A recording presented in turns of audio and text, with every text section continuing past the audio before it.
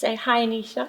Hi, It's really Kiara. lovely to meet you. Likewise, lovely to meet you. Good, thank you for coming. And just a bit of information about myself. So, my name's Kira Williams, and I'm an apprentice here at East London University. Okay. And since 2019, I've been studying surveying and mapping science. Fantastic. So it's really good to see an increased number of women deciding to come and study and work in this sector. So I just wanted to ask you a few questions about... Please. Love to. Firstly, thank you so much for having me here. It's just, even last time, so many times I've come to UEL, there's this vibe I get here, which is just so positive, Good. So it's just lovely to be here. Good, I'm really pleased. If we can just talk about before you started studying, what was it that made you so interested in studying engineering? Yeah, good question. Actually, I'll have to take you back to where I am from. Okay, please. So I was born and brought up in the foothills of the Himalayas, which is, I don't know, a place called Kashmir. You know, it's kind of a state between Pakistan and India. Okay. So it's, and I don't say it because I'm from there. It is one of the beautiful, beautiful places on earth with lots of natural, lakes and rivers and waterfalls. So I've grown up amongst a lot of beautiful environment. So I knew that I always wanted to do something in outdoors. And it was, well, my sister she even had toys with medicine and stuff. She knew she wanted to be a doctor. But I just was not inclined for medicine. I have a lot of respect for doctors, but I don't think I could have made a good doctor. So while I was growing up, it was something to do with environment. And as I grew up even more, I was like, no, how do you get technical solutions for, to conserve environment?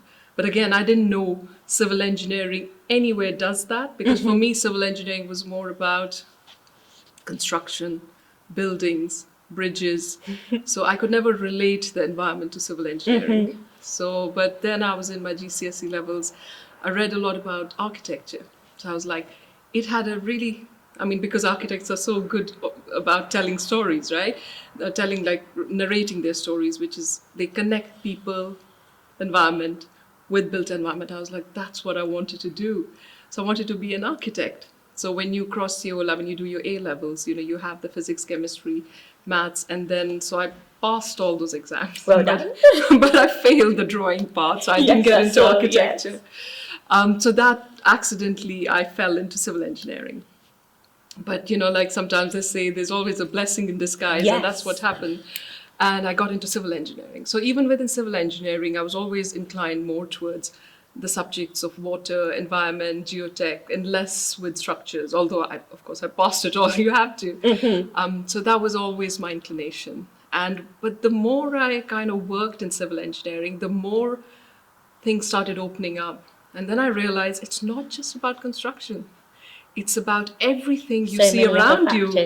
Land, water, air, we connect, we have the power to transform societies. So really pleased, even if I had to go back and, I would love to get back into civil engineering. That's really great to hear. Could you tell me a bit more about how you felt when you became an honorary doctorate at UEL?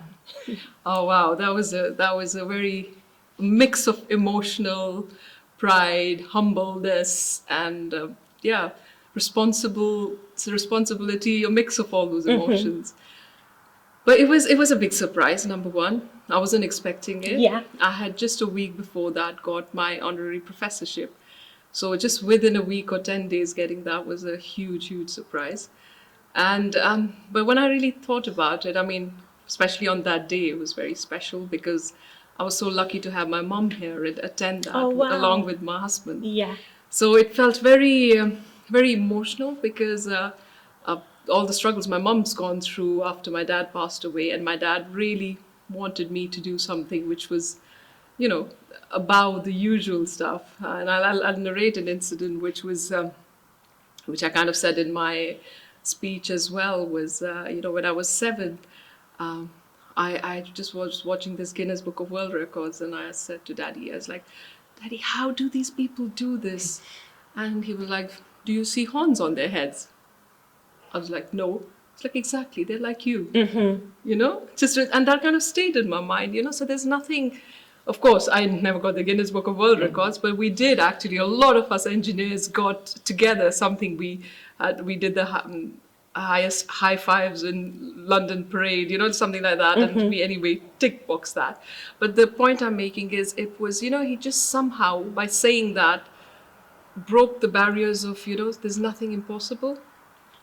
And so when I got the doctorate, there was a point when I was doing my A levels, architecture, and this, I had also taken biology. Okay. And my daddy was like, you could become a doctor as well as an engineer. And then I was like, gosh, so I'm an engineer, but I've got a doctorate. It would be lovely for daddy to see it. Yes. So having my mum there, and so it was very emotional. But equally, it was almost a validation of all the 22 years of a lot of hard work, a lot of the stuff that I did beyond my day job. So yes. Well, I'm sure all of your family is very proud of all of the Yes. achievements that you've done. And as I said, it's a great inspiration to see, Thank you. to watch your journey and just to see how far you've come. I mean, what sort of trends are you seeing that are shaping the future of engineering that you could tell me about? Sure, Kiara. I would just say before we go on trends, I would just say obviously we had some huge engineering feats when we had to build the civilization and some fantastic engineers. But there's been a period of, shall I say, neglect where we have missed the impact of what humankind has done on nature and what nature has on humans, right? Yeah. So I think with all the technology development, now we have I couldn't say that we have a huge opportunity to set it right. And so that's where I feel the future trends are. It's mostly how do we create a world, or redesign rather, how do we redesign the world with keeping people and environment at the heart? And then how do we use technology as an enabler? So the future trends of artificial intelligence, robotics, IoT, big data can really help us to get Yeah, there. definitely. So those are the future trends. But equally, obviously, sustainability, how do we make our infrastructure resilient to climate change and other shocks and stresses we have? And also, how do we make sure that, we don't put profit above environment and social causes? So, but we can still make money by keeping people and planet at the center, because we'll be redesigning systems, right? And I would say we will need a different set of skills, because if you rely so much on robotics and data and everything else, you'll need a more critical thinking, more humanistic skills, right? You'll need to be empathetic, huge empathy skills, because I don't think the robots will have that empathy. Exactly. And you will also need that cognitive flexibility. And with that, what I mean is, because we live in such a volatile, what's it called, the VUCA world. Like 10 years back, we would have never thought of, all these new trends of artificial intelligence and all. Or some people would have, but, majority didn't know. And we don't know what is going to happen in the next 10 years. So having that flexibility to adapt, and I feel engineers are really good at that.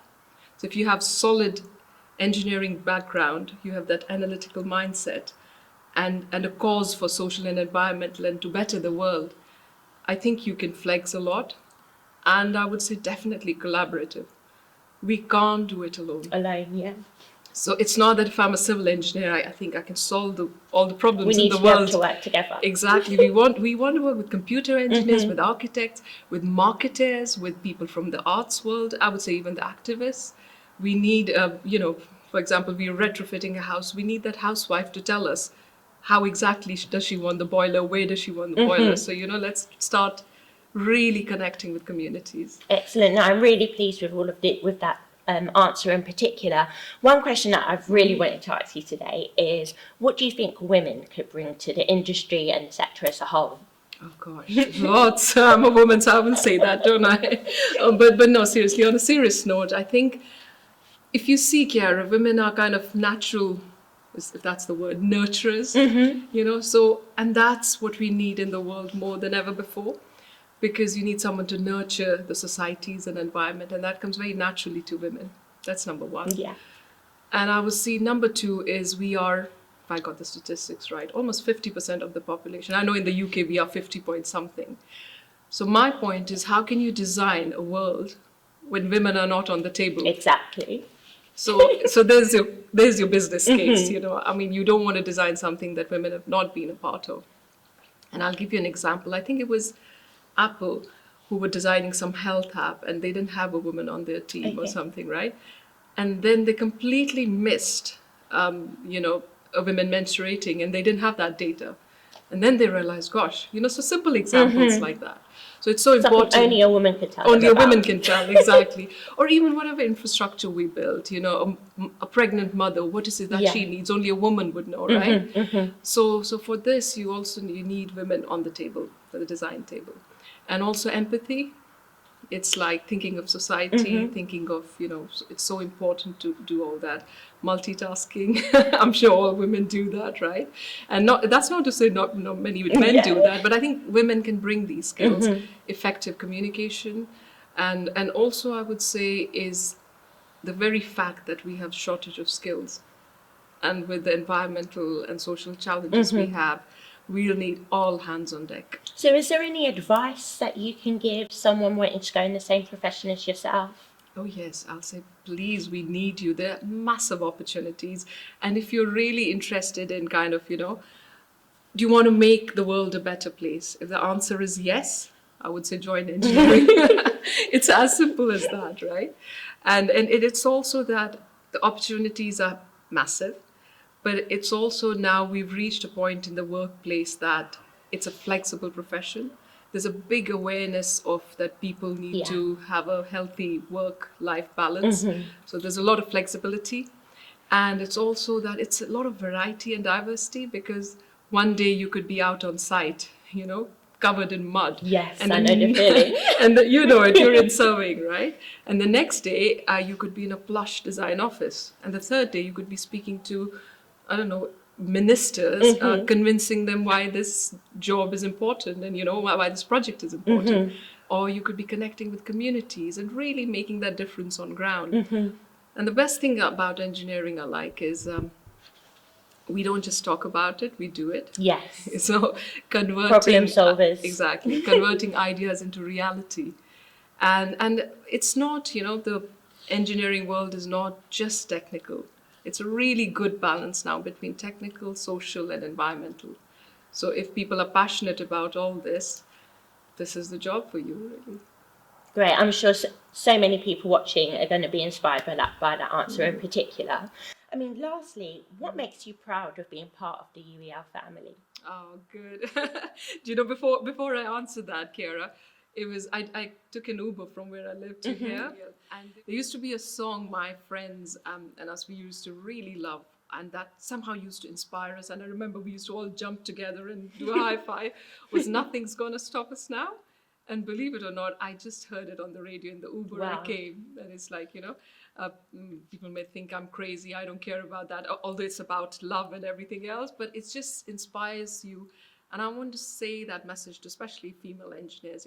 There's nothing that can stop us.